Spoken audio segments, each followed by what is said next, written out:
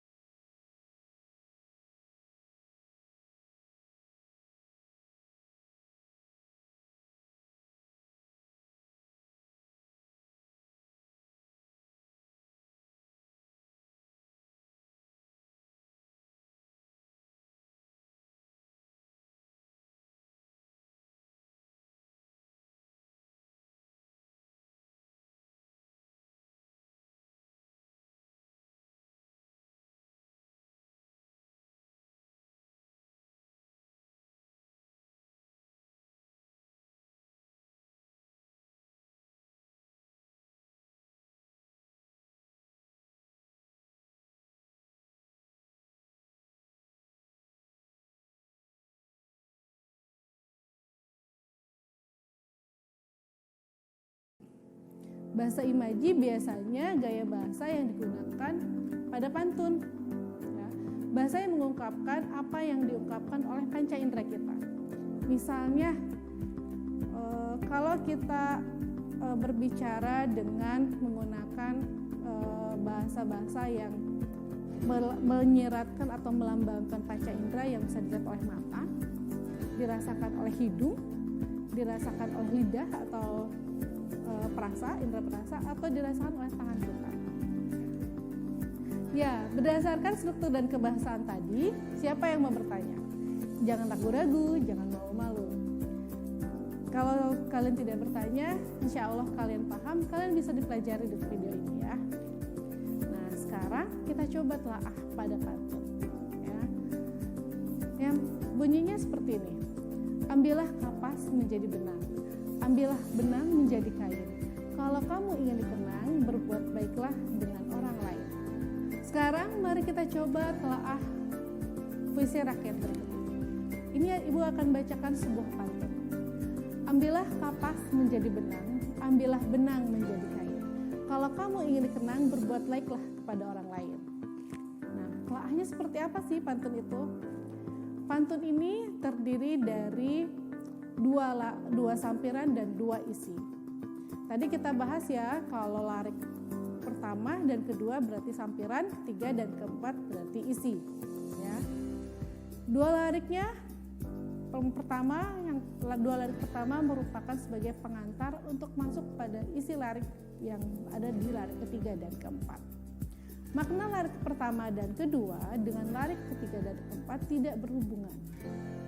Ya. Ditinjau dari jenis kalimat yang digunakan, pantun larik pertama dan kedua menggunakan kalimat perintah.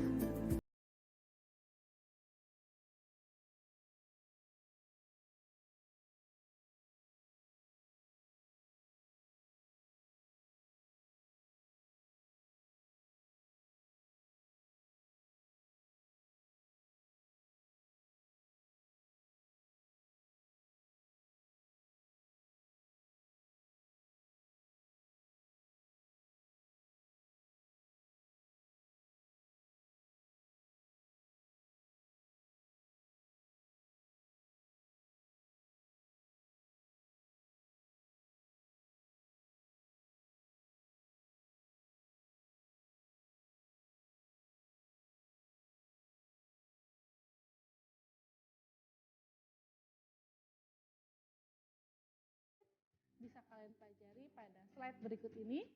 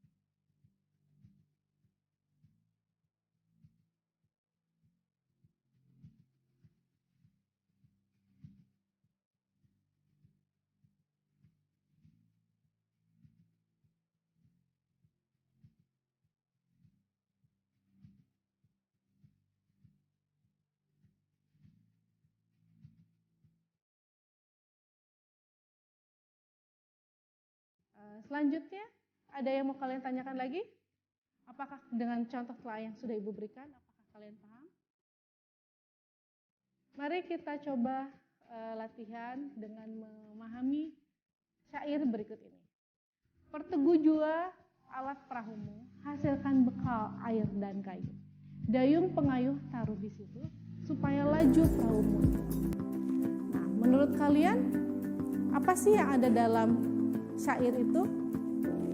Ya, silakan kalian telah syair tersebut dengan apa yang sudah Ibu sampaikan. Selamat bekerja dan tetap semangat. Terima kasih untuk perhatian dan kerjasamanya. Demikian materi struktur dan kebahasaan teks puisi rakyat yang telah Ibu sampaikan. Semoga memberikan manfaat yang luar biasa supaya kalian dapat memahami teks puisi rakyat. Terima kasih. Wassalamualaikum warahmatullahi wabarakatuh.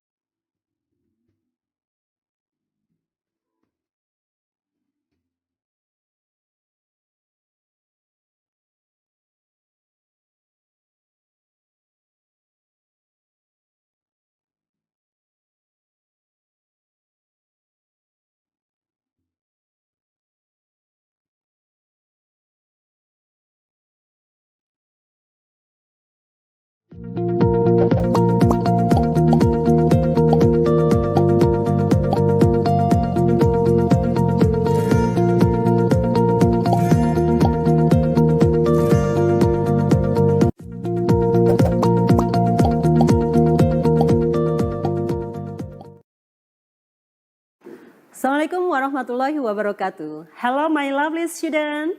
It's an English time with me, Ibu Neneng. How are you doing? I do hope you are doing well as your family. Oke, apa kabar anak-anak semuanya? Bertemu kembali dengan pembelajaran bahasa Inggris bersama saya, Ibu Neneng. Oke, apa kabar kalian semuanya? Semoga kalian semuanya ada dalam kesehatan. Begitu juga dengan keluarga kalian. Okay, today we are going to learn the topic related to KD 3.6 and 4.6. And today's learning objective is, tujuan pembelajaran kita hari ini adalah to identify the social function and the structure of the text and the language features of the text related to someone's job or profession. Atau kita mengidentifikasi fungsi sosial. Ya, jadi teks itu fungsi sosialnya untuk apa? And the second one, struktur kalimat or struktur teks. And then ciri-ciri kebahasaan dari teks terkait tentang pekerjaan seseorang. And the second one, to identify names of the job types and its description. Dan yang kedua, kita mengidentifikasi nama-nama pekerjaan dan deskripsinya atau fungsi pekerjaan itu. So, my lovely student, okay, the topic for today is about someone's profession, or we are going to talk about job. Yeah? Okay, then let's talk more about it by watching the video.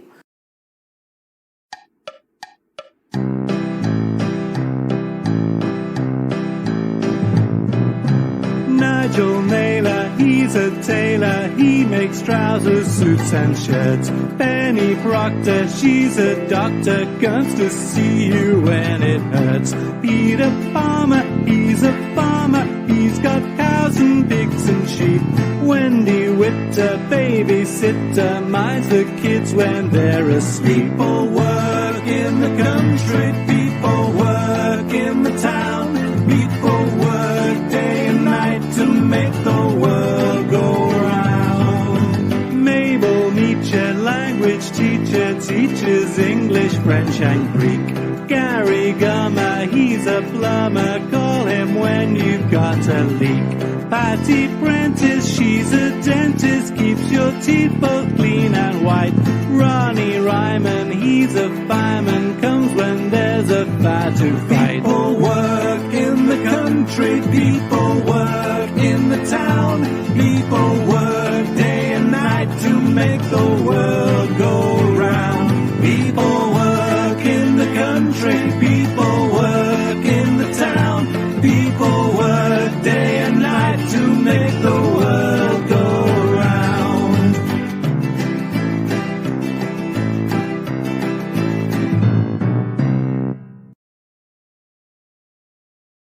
Okay, how about the song? Okay, do you like that song?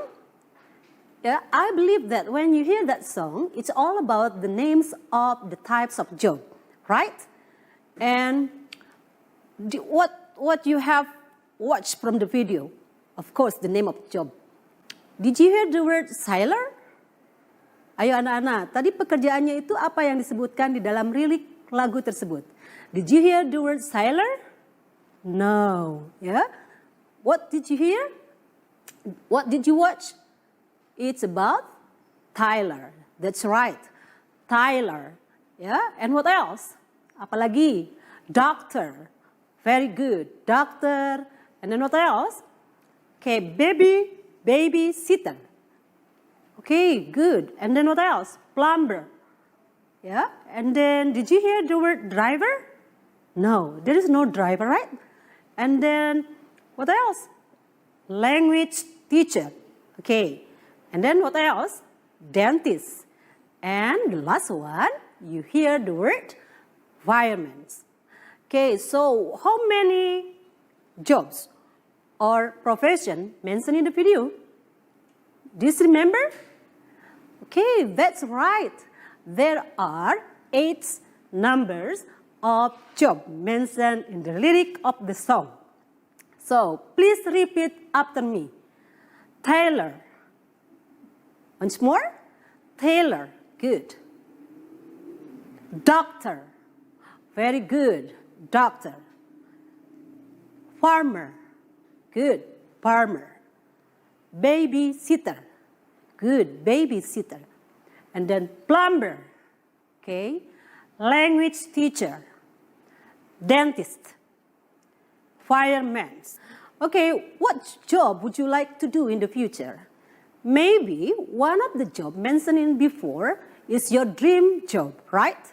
Maybe one of you want to be a doctor, yeah? Maybe one of you want to be a teacher, yeah? Okay, there are many kinds of job in the world. Okay, next. Okay, we have already mentioned and learned names of jobs type. And now, if we talk about job, we are going to learn about the expression how to ask and give information about job.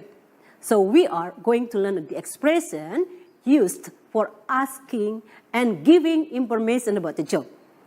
asking information like where do you work? Ya, jadi dalam belajar tentang pekerjaan, kita akan belajar tentang meminta dan memberi informasi terkait pekerjaan. Asking information, meminta informasi. Contohnya, where do you work? Di mana Anda bekerja? Ya, where do you work? Good. What is your job? Or you can say, what's your job? Apa pekerjaan Anda? Ya, ini semuanya pertanyaan tentang pekerjaan, meminta informasi terkait pekerjaan. What do you do? Or you say, what do you do for a living? Yeah. And the next one, how do you earn for a living? How do you earn for a living? Sama juga artinya menanyakan pekerjaan. What job do you do? Itu artinya asking information related to job. And the next, if someone asks you, you have to give the information. If someone asks you about your job, you give the information about your own job. Sekarang gimana responnya? Memberikan informasi terkait pekerjaan. Where do you work? I work at the bank. Yeah, you say I work at. Don't forget to put the word at. I work at here as preposition. So you have to put at the bank, at school, yeah, at the hospital. I work at the hospital. And the next one, I am an accountant. I am a or an. This is what we call article. Jadi jangan lupa kita menyimpan a atau an before vowel, ya. The next number, I am an unemployed. Berarti tidak bekerja, ya. I am looking for work. Berarti saya masih mencari pekerjaan. I am a stay-at-home mom or dad. Maybe your mom stay at home, so your mom say, I am a stay-at-home mom or a housewife, yeah.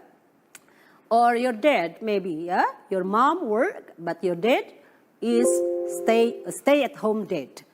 I run my own business. So this is giving information to somebody else related to your work, yeah. If someone asks about the job, I am a freelance, ya. Freelance itu tidak terikat gitu ya. Jadi as a writer, you can do anytime you want. Yeah, if you have a spare time, so you just do your work. Yeah, I'm a freelance, so writer, designer, and etc. I am retired. Retired means the one who has finished. Yeah, finished their duty. Like if I am a teacher, so at the age of 60, I have to finish my work. So I'm going to be retired. Jadi ibu akan pensiun. Jadi I'm retired means saya seorang pensiun. Okay, just pay attention to this text. Yeah. So how this expression used in the text? So asking information. So from the video, okay, we can take which one is the job mentioned before. Yeah, the names of the job. Okay. Like the question is, what does Nigel Naylor do? Yeah, what does Nigel Naylor do? This is asking information. Okay, and the answer, he is a tailor. So the word he here refers to Nigel Naylor. Yeah, Nigel Naylor is a tailor. He is a pronoun. He is a pronoun. Pronoun itu artinya kata ganti. Jadi, the word he refers to Nigel Naylor. So, this is one of the expression giving information.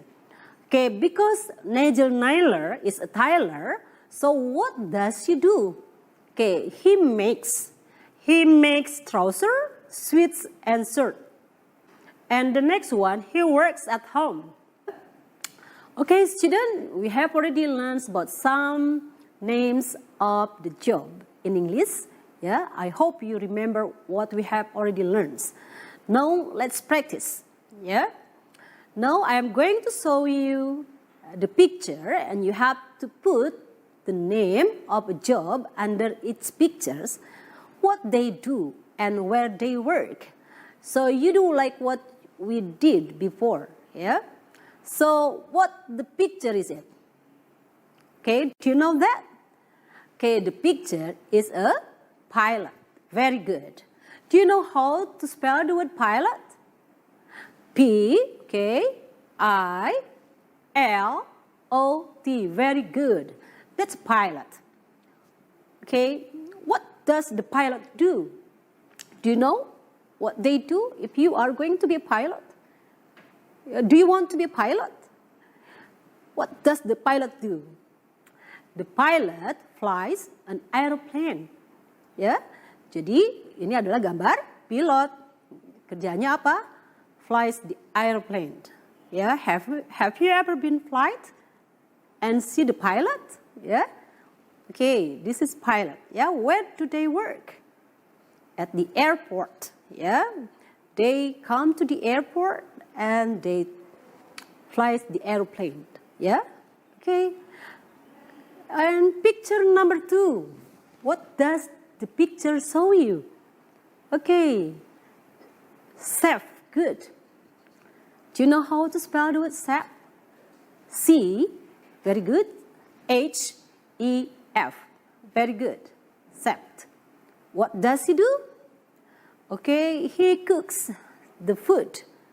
Yeah, maybe your mom is the best chef in the world. Yeah, chef. So if you are going to be a chef, you have to go to college and then, yeah, take the major being a chef. And then, where does he work? Where does the chef work? They work at the hotel or at the restaurant. Yeah, so this is chef. Okay, how about picture number 3, the next picture. What does the picture show you? Okay, very good. She is a nurse. Do you know how to write the word nurse? N-U, good, R-S-E. Very good. Yeah, nurse. Do you want to be a nurse? Yeah. Okay, what does the nurse do? Okay, nurse helps the doctor. Yeah, to take care well of the patient.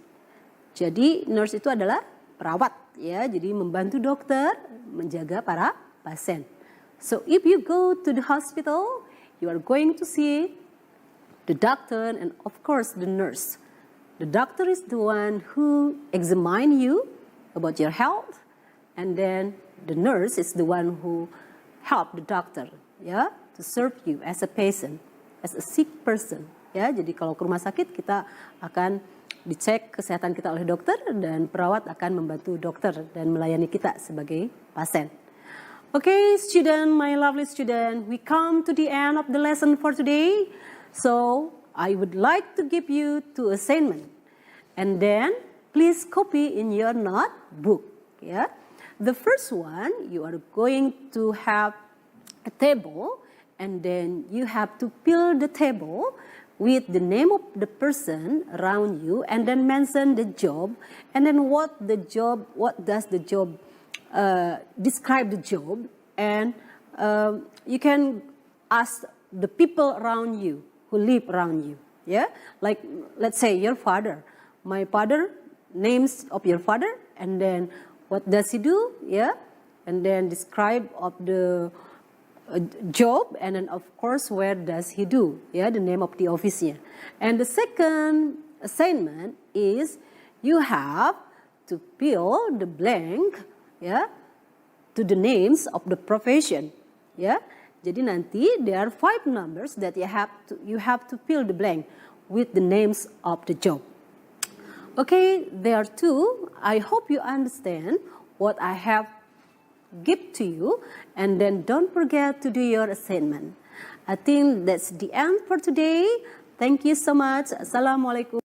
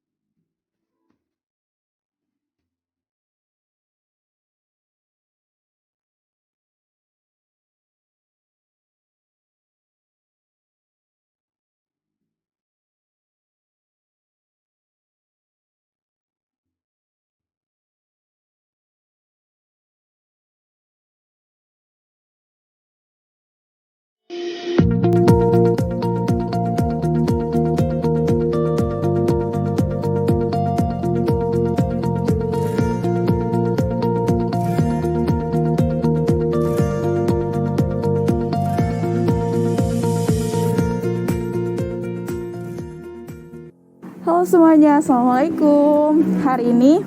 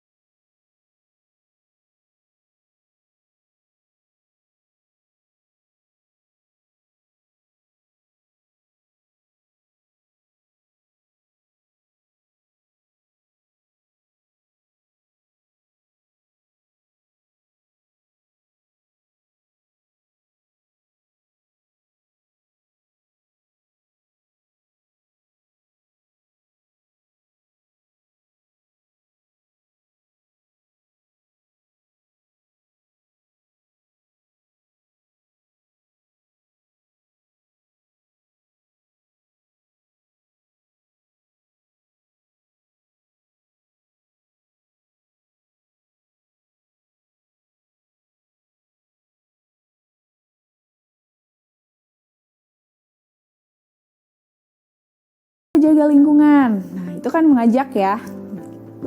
Dan selanjutnya ada menghindari konflik. Ya, persuasif ini kalian mempelajari teks persuasif itu tujuannya harus yang baik ya. Jangan sampai membuat teks persuasif yang mengakibatkan konflik, itu nggak baik. Jadi usahakan ketika nanti kalian akan membuat teks persuasif harus teks yang menghindari konflik bahasanya atau kontennya, isi dari teks tersebut jangan yang mengandung konflik. Nah, selanjutnya kita ke struktur teks persuasif. Setiap teks punya strukturnya dan struktur itu harus berurutan ya. Yang pertama, ketika kalian akan membuat teks persuasif, maka yang pertama itu adalah pengenalan isu. Pengenalan isu itu berupa pengantar atau awalan yang mengenalkan isu atau permasalahan yang akan dibahas pada teks. Jadi berarti ketika kalian ingin membuat teks persuasif, kalian harus punya isu, harus punya masalah yang akan dibahas. Lalu yang kedua ada rangkaian argumen. Tadi sudah dibahas kan, argumen itu adalah pendapat. Berarti kalau rangkaian itu pendapatnya nggak boleh satu. Ya gimana orang bisa yakin ya kalau kita pendapatnya cuma sedikit gitu. Nah, kita berarti harus banyak pendapat. Berarti banyak mencari fakta-fakta tentang isu yang sedang kita bahas. Lalu yang ketiga, pernyataan ajakan. Nah, sebenarnya di teks persuasif itu kadang pernyataan ajakannya tuh ada yang terselubung, ada yang jelas nampak di kata-katanya, kata-kata ajakan. Nah, di struktur yang ketiga ini, pernyataan ajakannya kalian bisa dibuat secara terselubung tadi. Jadi melalui kata-kata yang dikemas lagi, tidak ada kata-kata ajakan, tidak ada kata-kata mari, ayo, tapi pembaca bisa tergugah untuk melakukannya gitu. Tapi ada juga yang menggunakan kata-kata ayo, mari, yuk untuk mengajak seseorang. Berarti itu jelas ya ajakannya secara terang-terangan. Nah, tinggal kalian bisa memilih mana yang akan kalian gunakan. Seperti itu. Dan struktur yang keempat adalah penegasan kembali. Setelah tadi dikenakan isu, terus ada rangkaian argumen, dan pernyataan ajakan ditegaskan kembali di akhirnya, lebih ke berupa kesimpulan, tapi secara singkat gitu. Selanjutnya, tentang kaidah kebahasaan teks persuasif.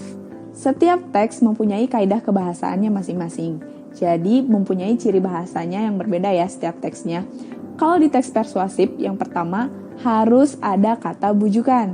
Jelas, karena ini adalah teks untuk mempengaruhi seseorang ya, untuk melakukan sesuatu, jadi harus dibujuk dulu, harus ada kata bujukannya. Kata bujukannya itu seperti apa sih? Yang pertama, misalnya penting. Penting harus sudah semestinya, sepantasnya, misalnya seperti itu ya. Kalau contoh kalimatnya seperti ini. Wilayah di Indonesia sudah banyak yang tergenangi banjir. Sudah semestinya kita mulai peduli terhadap lingkungan, misalnya seperti itu. Nah, pembaca dengan adanya kata sudah semestinya akan langsung teringatkan gitu, bahwa oh iya ya kita harus mulai peduli gitu dengan adanya kata semestinya itu, sudah semestinya. Seperti itu ya. Lalu yang kedua, menggunakan kata-kata yang bersifat imperatif. Apa itu kata imperatif? Kata imperatif adalah kata perintah. Walaupun di sini mempengaruhi seseorang ya, tapi harus sedikit dimotivasi dengan perintah. Contoh kata-katanya, jadilah, waspadalah, hendaknya, dan kata kerja imperatif lainnya. Yang ketiga, menggunakan kata-kata istilah yang sesuai dengan topik. Karena di sini tentang persuasif itu mengangkat isu tertentu ya. Nah, dalam isu tersebut, isu yang kita angkat itu kita harus paham betul tentang sesuatu hal yang ada pada isu tersebut, termasuk istilah-istilahnya. Karena beda-beda bidang, beda-beda istilahnya. Misalnya di bidang kedokteran, ada istilah-istilah yang mungkin di bidang lain nggak ada gitu. Kalau persuasif,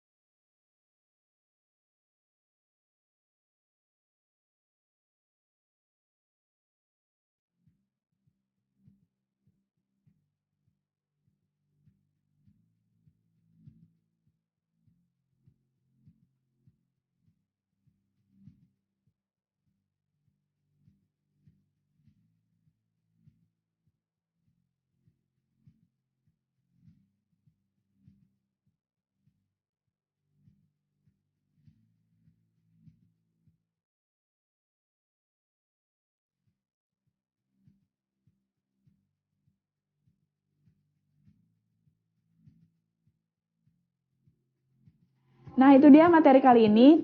Semoga ilmunya bermanfaat ya. Terima kasih atas perhatiannya dan mohon maaf apabila ada kesalahan. Wassalamualaikum warahmatullahi wabarakatuh. Sampai jumpa.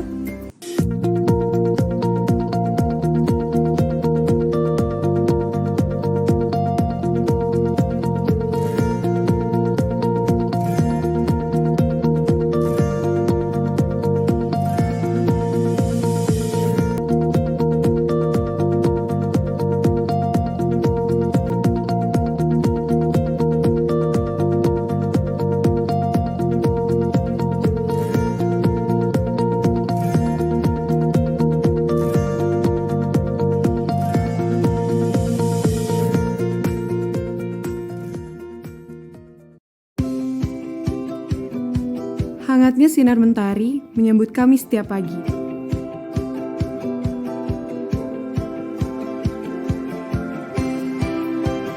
Memberi semangat, menemani gerak langkah memulai hari. Ada berjuta rasa yang tersimpan di luar bangku sekolah. Ada beribu rindu yang terpendam selama belajar di rumah. Rindu kepada guru dan sahabat, rindu aroma pustaka, rindu riuhnya tawa di muka kelas.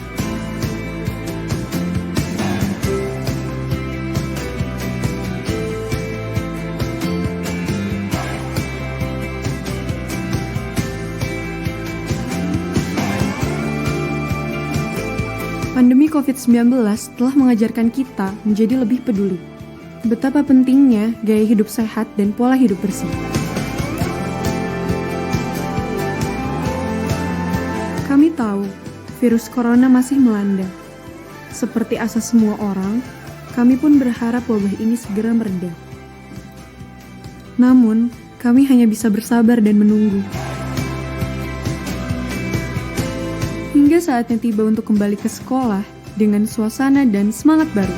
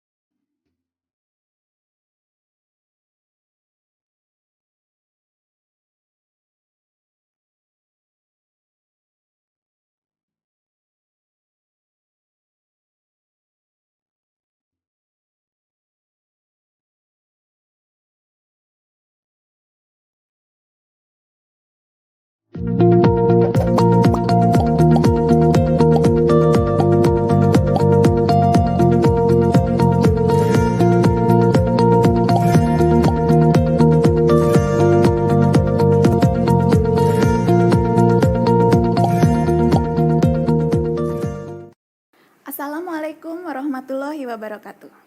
Hello my lovely students. Welcome back to our English class, grade 8. Today, we are going to learn a new material. We will discuss how to ask and give information related to the degree of comparison. Degree of comparison adalah frasa yang digunakan untuk membandingkan kata benda, baik barang, orang, tempat atau binatang yang memiliki perbedaan. Hari ini kita akan membahas materi baru, yaitu meminta dan memberi informasi terkait perbandingan jumlah dan sifat benda. Dalam video ini, benda yang akan dibahas adalah orang dan binatang. Kenapa sih kita harus belajar membandingkan benda? Karena dalam kehidupan sehari-hari, kita harus mendeskripsikan benda yang terkadang kita harus membandingkan dengan benda lain agar lebih jelas. Mari terlebih dahulu kita simak penjelasan apa itu noun atau kata benda dan apa itu adjective atau kata sifat. Noun adalah kata benda, bisa nama barang, nama orang, nama binatang, atau nama tempat. Sedangkan adjective adalah kata sifat, yakni kata yang berfungsi untuk menjelaskan kata benda. Contoh, kita ambil kata benda orang, a teacher, seorang guru. Kemudian kira-kira kata sifat apa ya yang bisa menerangkan kata benda seorang guru? What about kind? Baik hati. Jadi, jika disatukan menjadi a kind teacher, seorang guru yang baik hati. Kind adalah adjektif yang berfungsi untuk menerangkan kata benda a teacher. Contoh berikutnya adalah 2 cats, 2 ekor kucing. Kira-kira adjektif apa ya yang bisa menerangkan 2 cats? What about cute? Lucu. Jika kita sandingkan menjadi 2 cute cats, 2 ekor kucing yang lucu. Cute sebagai adjektif yang berfungsi menerangkan kata benda 2 cats. Oke, my lovely students, sekarang mari kita simak video percakapan antara 2 orang teman yang sama-sama menyukai sepak bola. Perhatikan ungkapan perbandingan yang mereka gunakan. Watch and listen carefully.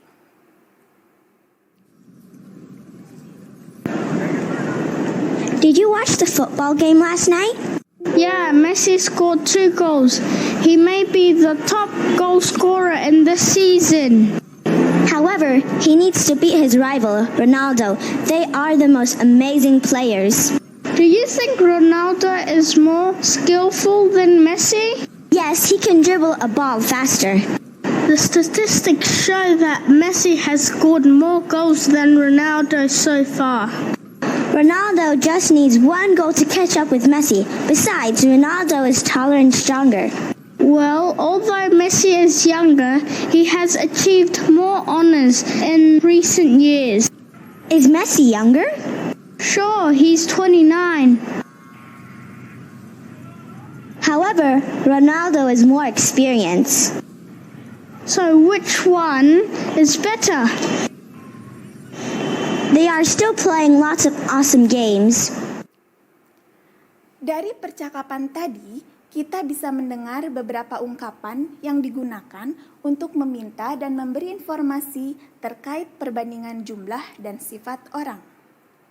Apa saja? Let's mention all. Yang pertama, ketika meminta informasi terkait perbandingan, mereka mengatakan, "Do you think Ronaldo is more skillful than Messi?" Apakah kamu pikir Ronaldo lebih berbakat daripada Messi? Is Messi younger? Apakah Messi lebih muda? Which one is better? Mana yang lebih baik?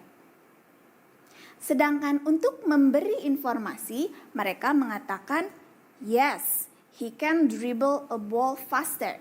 Ya, dia bisa menggiring bola lebih cepat. Sure, Messi is younger than Ronaldo. He is 29. Tentu saja, Messi lebih muda dari Ronaldo. Dia berumur 29 tahun.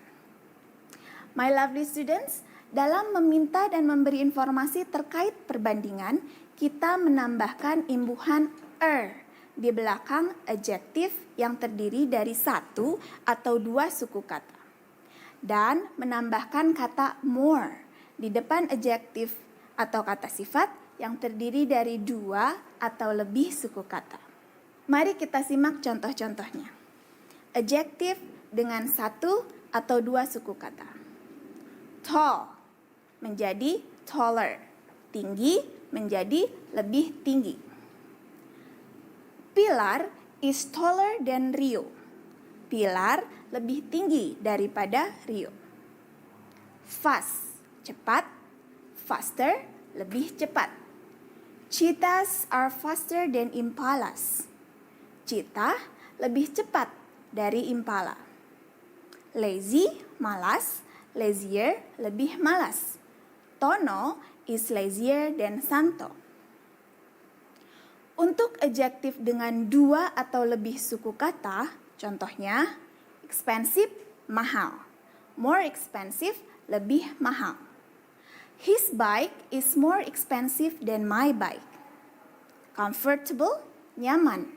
More comfortable, lebih nyaman. That sofa is more comfortable than this desk. Obedient, patuh. More obedient, lebih patuh.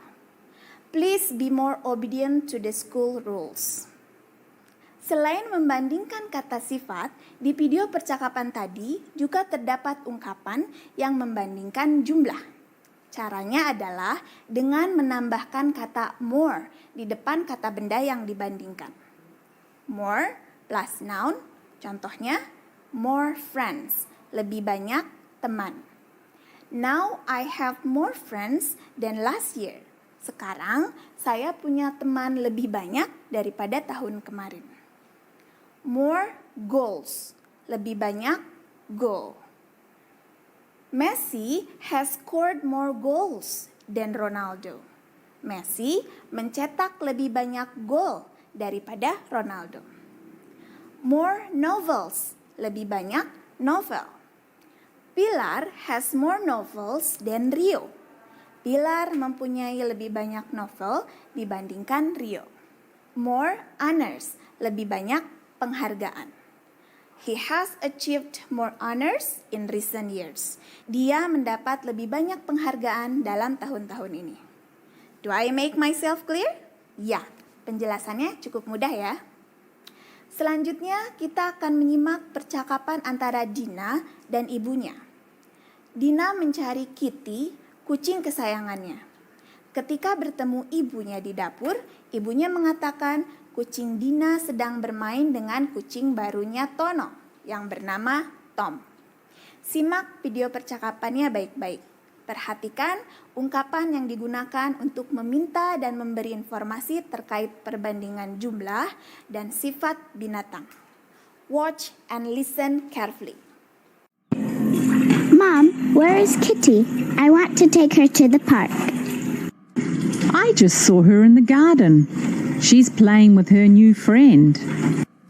Really? I cannot find her anywhere. Don't worry. I think she is with Tono's cat. I didn't know that Tono has a cat. What does it look like? Yep. He said he just bought him yesterday. His name is Tom. He's bigger than Kitty. He is also stronger than Kitty. But when I played with them both, I found that Kitty's fur is softer than Tom's. I see. What about the tail? Is Tom shorter? Nope. Kitty's tail is shorter than Tom's. But don't be jealous, darling. Kitty's eyes are also more beautiful than Tom's. Really? I want to see them. I think I love them both. Exactly. They are lovely cats. Dari video percakapan tadi, kita bisa mendengar beberapa ungkapan yang digunakan untuk meminta dan memberi informasi terkait perbandingan jumlah dan sifat binatang. Let's mention all. What does it look like? Seperti apa dia? Is Tom's tail shorter? Apakah ekor Tom lebih pendek?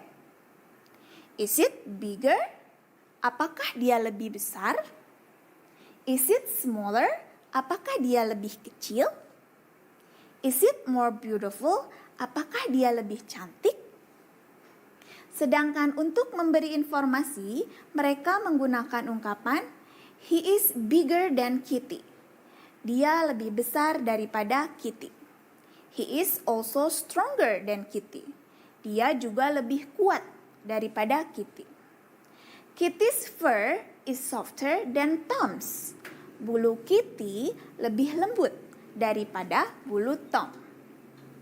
Kitty's tail is shorter than Tom's. Ekor Kitty lebih pendek daripada ekor Tom. Kitty's eyes are also more beautiful than Tom's. Mata Kitty juga lebih cantik dibandingkan mata Tom. Oke, my lovely students, demikian pembahasan materi mengenai degree of comparison.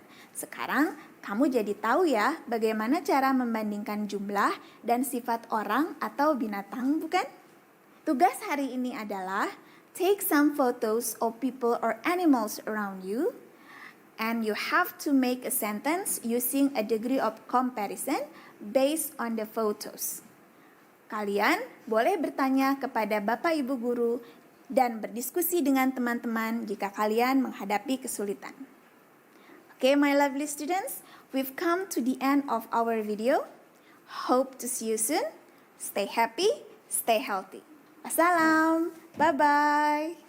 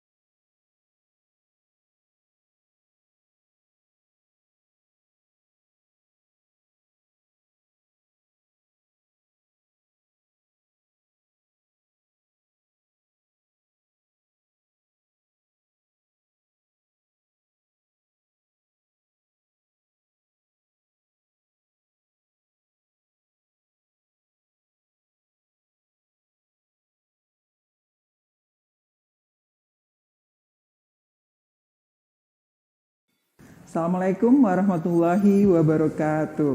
Apa kabar anak-anak ibu? Semoga dalam keadaan sehat walafiat. Amin. Semua tetap jaga kondisi kesehatan selama masa pandemi seperti ini. Dalam kegiatan pembelajaran bahasa Indonesia hari ini, kita belajar tentang unsur-unsur buku fiksi dan non-fiksi. Mungkin kalian sudah mempelajari atau sudah pernah membaca apa sih buku fiksi dan non-fiksi itu? Ya, buku fiksi adalah buku yang berisi cerita atau kejadian yang tidak sebenarnya. Sedangkan buku non-fiksi adalah buku yang dibuat berdasarkan fakta dan kenyataan. Siapa yang tahu contoh dari buku fiksi itu apa? Dan buku non-fiksi itu apa? Nah, sekarang kita masuk ke dalam unsur-unsur buku fiksi dan non-fiksi. Perbedaannya, buku fiksi itu dari 1. Cover buku, 2. Rincian subbab buku, 3. Judul subbab tokoh dan penokohan, yang 4. Tema, cerita, bahasa yang digunakan, dan sistematika penulisan. Sedangkan untuk non-fiksi, unsurnya yang pertama adalah cover buku, yang kedua rincian subbab buku, yang ketiga judul subbab, keempat isi bahasa, dan yang kelima bahasa yang digunakan dan sistematika penulisan. Contohnya dari buku fiksi adalah dongeng, cerita pendek, cerita anak, novel, fabel, dan komik. Sedangkan contoh dari non-fiksi itu adalah buku pelajaran, esai, jurnal, biografi, laporan ilmiah berupa makalah, skripsi, tesis, atau disertasi. Sebenarnya kalian pelajaran ini mengomentari isi buku fiksi dan non-fiksi. Hanya bagian dari kegiatan membuat resensi buku yang dipelajari itu ada di kelas yang lebih tinggi. Kalian ada di kelas 8 dan kelas 9. Yang dinilai adalah segi kelebihan dan kekurangan buku. Langkahnya untuk kalian menilai buku fiksi dan non-fiksi yang akan dinilai, kalian buku fiksi yang pertama, bagaimana judul dan tema yang dikembangkan? Apakah ada keunikannya dari buku yang kalian pilih? Yang kedua, bagaimana pengarang mengembangkan latar cerita dari buku itu? Langkah yang ketiga, bagaimana pengarang mengembangkan tokoh dan watak tokohnya? Langkah yang keempat, bagaimana pilihan kata yang digunakan pengarang? Langkah yang kelima, apakah kalimat-kalimat yang memiliki keunikan dan kekuatan untuk membangun sebuah cerita itu? Dan langkah yang terakhir, tokoh mana yang paling kamu sukai dan mengapa? Kemudian untuk langkah menilai buku non-fiksi, langkah yang pertama, apa judul dan tema buku yang kalian pilih? Kemudian langkah yang kedua, apa bidang ilmu yang dibahas di dalam buku itu? Langkah yang ketiga, apa garis besar isi buku dan apa isi tiap babnya? Kemudian yang keempat, langkahnya adalah apakah bukunya ditunjang oleh gambar atau foto atau oleh ilustrasi, tabel atau grafik? Apakah cukup dengan gambar itu bisa membantu memperjelas buku tersebut? Langkah yang kelima, bagaimana penulis merinci menjadi subbab buku? Apakah sistematika penulisannya mudah diikuti? Kemudian langkah yang keenam, apakah bahasanya mudah dipahami? Yang langkah yang terakhir, bagaimana penulis membuka dan mengakhiri tulisannya? Faham sampai di sini anak-anak ibu? Tadi kita sudah belajar dari unsur apa fiksi dan non-fiksi. Kemudian pengertiannya, dan sekarang adalah langkah untuk menilai sebuah buku fiksi dan non-fiksi yang akan dinilai. Sekarang sekalian, Ibu harap sudah mengerti kegiatan pembelajaran hari ini tentang fiksi dan non-fiksi. Akhirnya, Ibu memberikan tugas kalian adalah untuk mencari buku fiksi dan non-fiksi dan kalian menganalisisnya, menilai itu buku fiksi dan non-fiksi sesuai dengan langkah-langkah yang tadi Ibu bicarakan. Mungkin tugasnya Ibu akan bagi dua menurut absen, mana yang masuk ke dalam buku fiksi dan mana yang masuk ke dalam buku non-fiksi. Ibu batasi satu kelompok kalian bagi menjadi 5 anggota, di mana buku fiksi dan mana non-fiksi. Terima kasih, sekian pembelajaran dari Ibu. Semoga ilmu hari ini, materi kegiatan pembelajaran hari ini bermanfaat. Terima kasih. Assalamualaikum warahmatullahi wabarakatuh.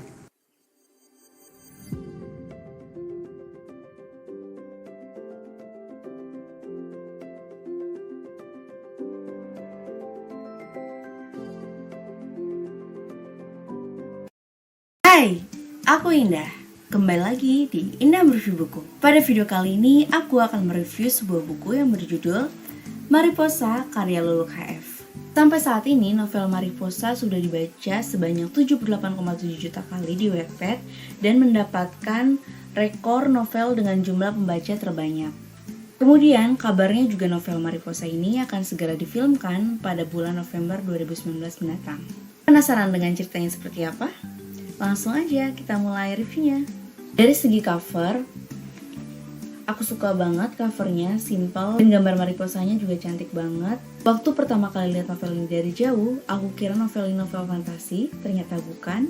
Nah, di belakang cover ini juga ada sinopsisnya yang lumayan menggambarkan ini cerita mengenai buku apa. Buku dengan tebal 482 halaman ini menceritakan mengenai tokoh bernama Acha dan juga Iqbal. Tokoh Iqbal dan juga Acha digambarkan masih duduk di bangku SMA. Acha ini digambarkan dengan paras bak bidadari. Di sini ada contoh ilustrasinya. Ini kira-kira penggambaran Acha. Dan kemudian Iqbal juga digambarkan dengan sosok yang tampan. Keduanya pernah bertemu saat Acha dan Iqbal sama-sama mengikuti Olimpiade Chem, di mana Acha mengikuti Olimpiade Kimia, sementara Iqbal mengikuti Olimpiade Fisika. Sejak detik pertama itu, diam-diam Acha mulai menyukai Iqbal. Akan tetapi Iqbal yang disebut cowok berhati batu bahkan tidak mengenal Acha sama sekali. Kemudian keduanya dipertemukan kembali di sebuah kafe dan tanpa banyak pikir panjang, Acha langsung mendekati Iqbal, menyatakan perasaan cintanya dan juga meminta nomor handphonenya. Bukannya memberikan nomor handphone, Iqbal justru pergi begitu saja. Bukannya malu atau menyerah, Acha malah semakin bersemangat untuk mendekati Iqbal, bahkan sampai pindah sekolah satu sekolah dengan Iqbal. Sejak saat itu, petualangan cinta mereka berdua pun dimulai. Intinya buku ini menceritakan mengenai perjuangan seorang Acha mengejar cintanya Iqbal. Bagi Acha, selama Iqbal tidak berubah menjadi sapi terbang, ia akan terus berjuang. Terdapat beberapa hal yang ingin aku sampaikan mengenai buku ini. Pertama, novel ini memiliki kekuatan dari segi alur ceritanya yang ringan. Pola-pola cerita yang dipilih pun cerita-cerita yang disukai remaja, sehingga dapat dikatakan bahwa market pembacanya itu dapat. Kedua, banyak cerita yang dibalut dengan adegan-adegan lucu, sehingga membuat pembaca tertawa, entah itu dari adegan Acha atau dari tokoh bernama Glenn, teman dari Iqbal dan juga Acha.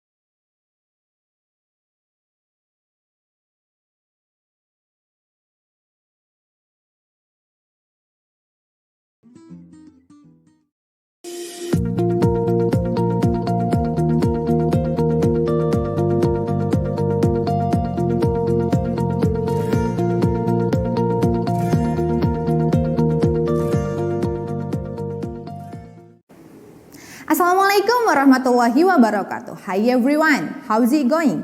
I hope that everything is going well. Welcome to English with me, Miss Cindy. To start our lesson, I will give you 2 videos. The first video is a famous movie, and the second one is a conversation between an employee with his manager. Let's check this out.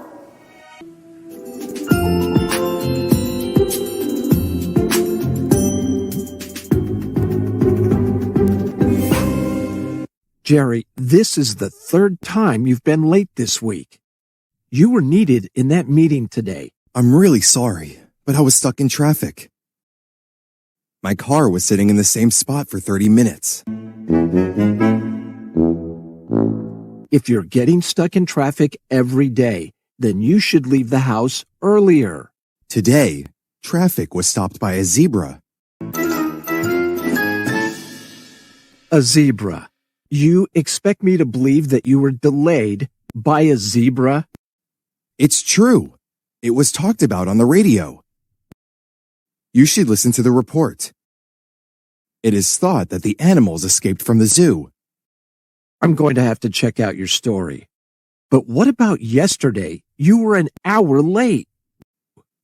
That was because my car was stolen. After watching the video, what do you think about the video? What is the video talking about? Yeah, the first video is tell us about kematian Cedric Diggory yang dibunuh oleh Voldemort.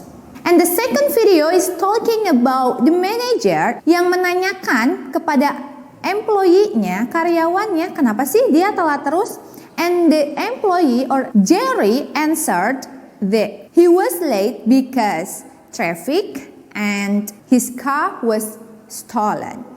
Jadi di video yang kedua itu, seorang manajer menanyakan kepada pegawainya kenapa dia selalu datang terlambat.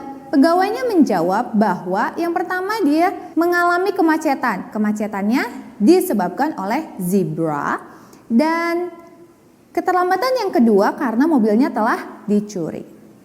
Mari kita perhatikan kalimat yang ada dalam video tersebut. In the first video, we found Cedric Diggory was murdered by Lord Voldemort. Cedric Diggory telah dibunuh oleh Voldemort. In the second video, we find traffic was stopped by a zebra. Kemacetannya disebabkan oleh zebra. And we find in the second video, my car was stolen. Jerry bilang bahwa mobilku telah dicuri. Ketiga kalimat ini, jika kalian memperhatikan seluruh kata kerjanya, verbnya diawali oleh kata di. Dibunuh, disebabkan, atau diberhentikan, dan dicuri. Mari kita lanjutkan dengan memperhatikan kalimat yang ada di sebelah kanan Miss dan kiri Miss. Di sebelah kanan Miss, my car was stolen. Mobilku telah dicuri. Kata kerjanya dicuri. Di sebelah kiri Miss ada someone stole my car. Seseorang telah mencuri mobilku. Do you find any differences between two sentences? Kalian menemukan nggak perbedaan atau persamaan dari kedua kalimat yang Miss kasih? Yes, you are right. They have same meaning. Kedua contoh kalimat yang ada di kanan dan di kiri Miss memiliki makna yang sama. Sama-sama kehilangan mobil karena pencurian. But they are in different form of sentences. Tapi kedua kalimat ini walaupun maknanya sama, berbeda dalam formnya. Perhatikan baik-baik, di sebelah kanan Miss itu kalimatnya adalah was stolen yang artinya dicuri. Kalau yang di samping kiri Miss itu ada stole artinya mencuri.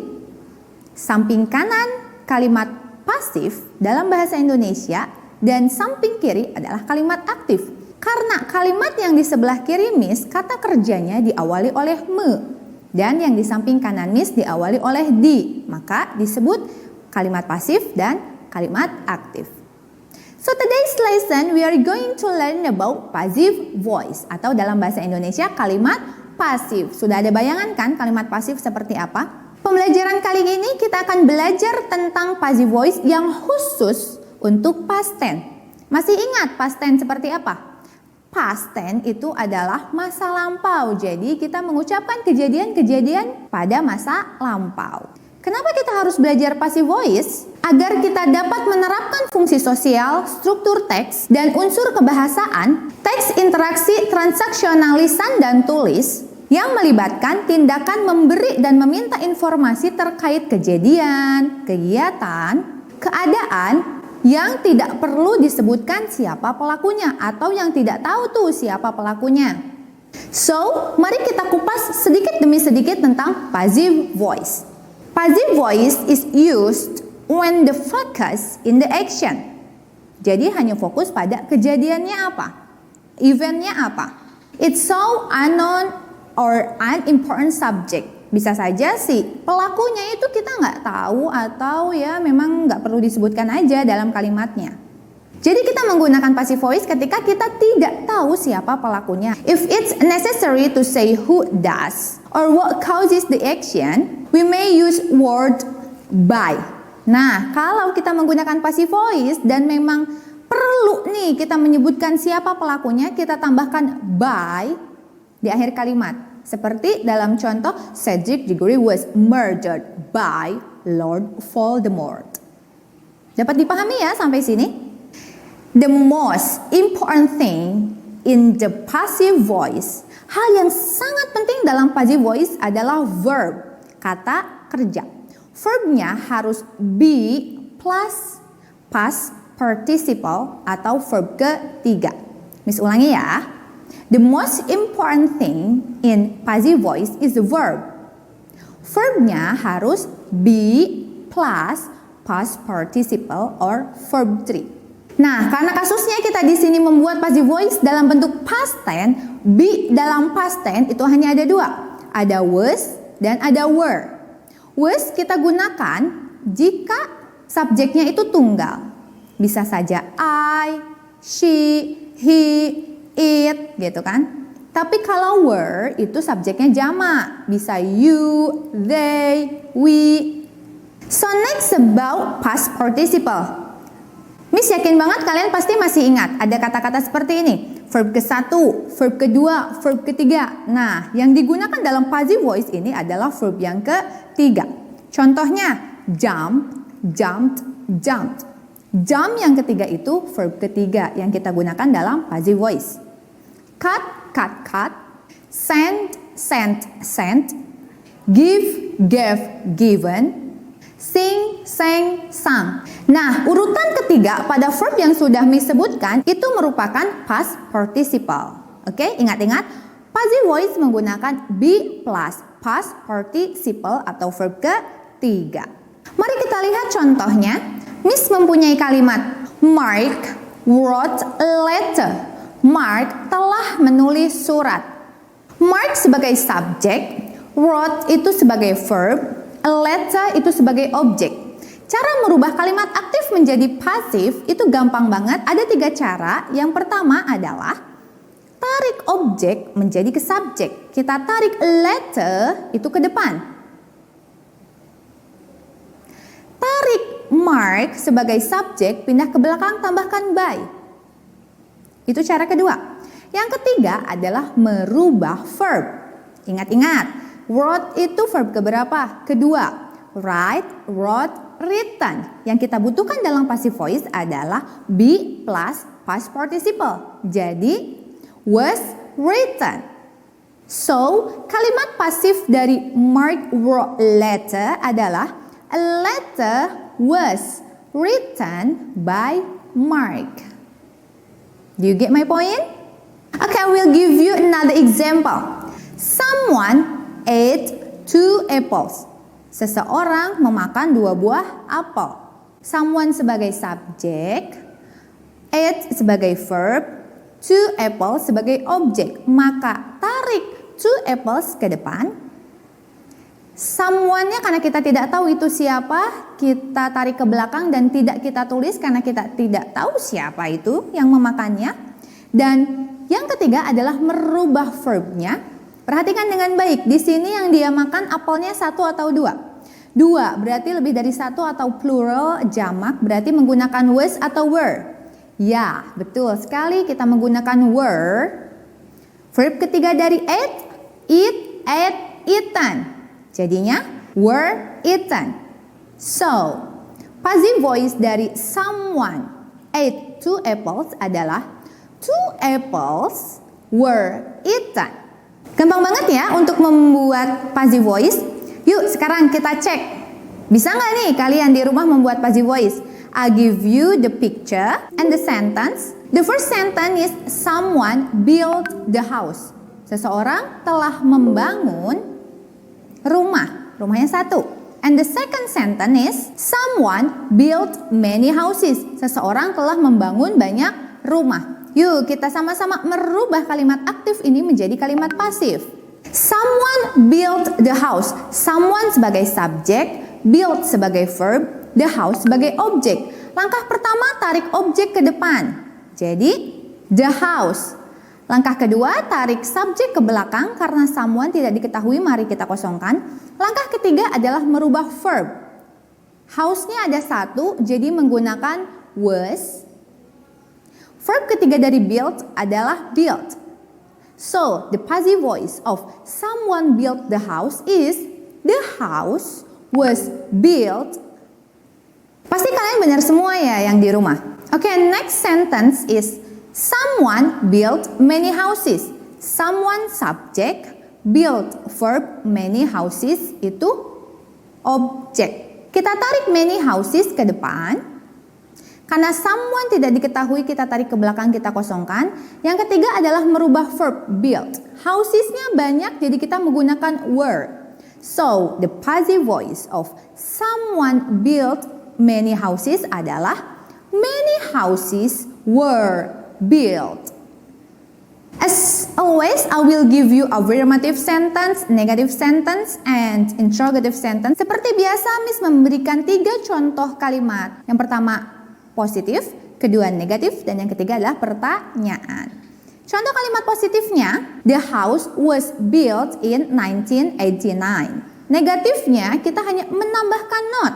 The house was not built in 1989. Kalimat yang kedua, those houses were built in 1999. Those houses, house-nya banyak ya, jadi pakainya were. Negatifnya, sama, tinggal menambahkan not setelah be. Those houses were not built in 1989. Interrogatifnya gampang, hanya menarik be sebelum subjek. Was the house built in 1989? Apakah rumahnya dibangun pada tahun 1989? The second interrogative, were those houses built in 1989? Apakah rumah-rumah itu dibangun pada tahun 1989? Seperti itu. Yay, akhirnya affirmative, negative, dan interrogatifnya sudah kita pelajari. Saatnya practice. I have 5 sentences here. All you have to do is choose the correct one of the passive voice. Jadi Miss di sini punya 5 kalimat passive voice nih. Tugas kalian adalah memilih passive voice yang benar. The first sentence is, my car was stolen. And then, the road was repaired. The school were cleaned. She was inviting. The carrots were chopped. Which one is the correct passive voice of past tense? Yang mana nih passive voice yang paling benar? I will count until 3. 1, 2, 3. The time is over. So the answer is the road was repaired. Yay, kalian benar semuanya. My cars was stolen menjadi salah karena cars-nya banyak, harusnya bukan was stolen tapi were stolen. The school were cleaned menjadi salah karena schoolnya satu, harusnya the school was cleaned. She was inviting menjadi salah karena harusnya setelah be verb ketiga atau past participle harusnya she was invited. The carrots were chopped menjadi salah karena verb ketiga dari chop adalah chopped, bukan chops ya. Jadi harusnya the carrots were chopped. Oke, sekarang kita di akhir pembelajaran. So today we have learned about passive voice, khusus past tense. The most important thing in passive voice is be plus past participle or verb 3. Be untuk past tense adalah was dan were. Yay, mari kita mengambil hikmah dari pembelajaran passive voice. Passive voice kita gunakan ketika kita tidak mengetahui siapa pelakunya. Seperti itulah seharusnya kita melakukan sebuah kebaikan tanpa orang lain tahu. So everyone, mari kita sebar kebaikan sebanyak mungkin tanpa ria, tanpa orang lain harus tahu. So let's spread the kindness in our environment. This is the end of the lesson. I hope you are with me. Don't forget to practice in your daily activity. If you are learning something, it's not enough to just listen to. It's also important to do something with your hand so your brain remembers what the right way. Practice, practice, and practice. Stay healthy and stay happy. See you and bye-bye.